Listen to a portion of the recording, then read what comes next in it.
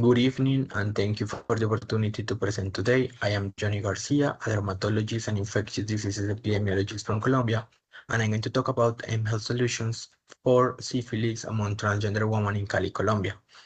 I was part of the third GLODERM EADV cohort, and I don't have any conflict of interest for this presentation. Syphilis is a massive global health problem. Every year, there are 8 million new cases, causing 7 million disability-adjusted life years and 350,000 congenital infections as this newborn at our hospital in Cali, Colombia.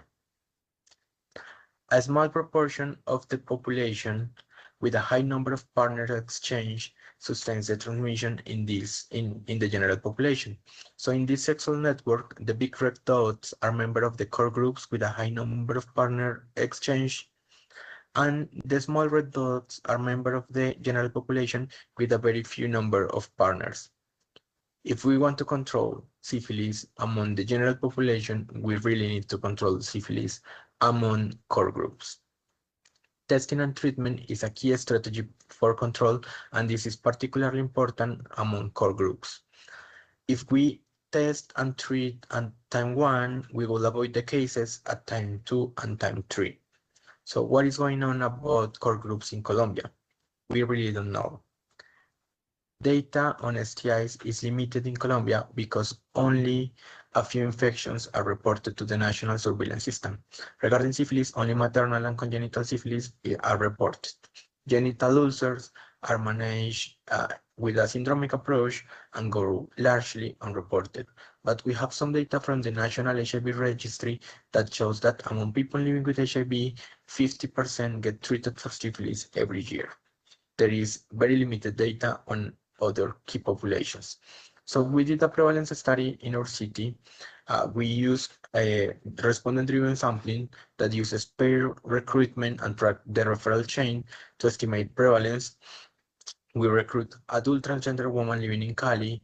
We perform all the procedures at CAIM, a research center in Cali, and we collected data through a survey and samples for testing treponymal ELISA and RPR as the non-treponymal test. We were able to recruit 169 transgender women with a median age of 41. 14% were migrants from Venezuela, 70% had informal jobs, and 50% earned less than half the minimum wage. 70% engaged in commercial sex, and history of discrimination was common, with 34% reported that had been discriminated against by healthcare providers. 30% reported that they were living with HIV, but we found an additional 10% that were living with undiagnosed HIV. And despite the high risk of this community, 50% were tested. Only 50% were tested for any STI the 12 months prior to enrollment.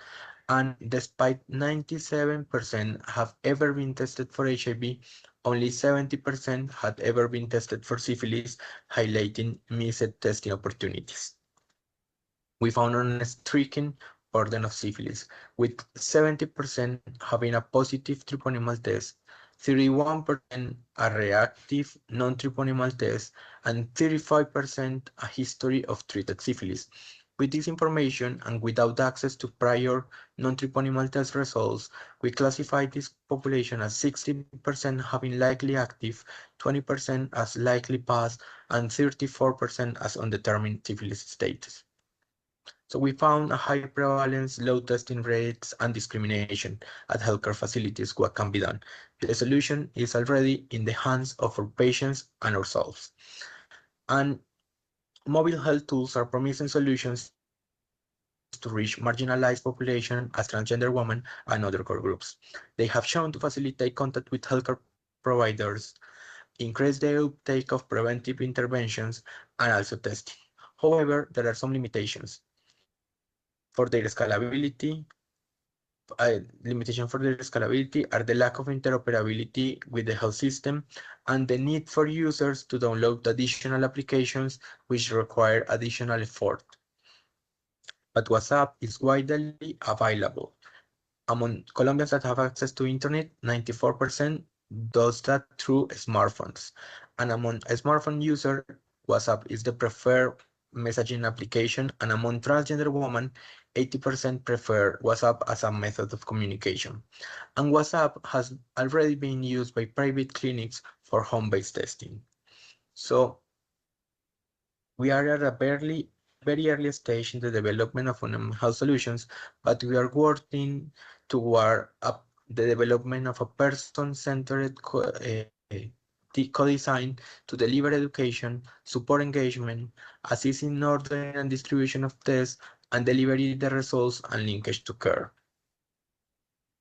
And sustainability is assured by working from the outset with members of the transgender community, leaders of the community, and public health officers, which means that when the intervention is available, it is more likely to be scalable and adopted. So, testing and treatment of core groups is key for the control of syphilis. Health tools are promising solutions to reach stigmatized communities, and we need to conduct the research to assess the scalability and effectiveness of WhatsApp-based interventions. Some of the results I showed you today were supported by the National Institute of Health of the US and was conducted in collaboration with institutions in the US and in the UK. Thank you again for the opportunity to present today.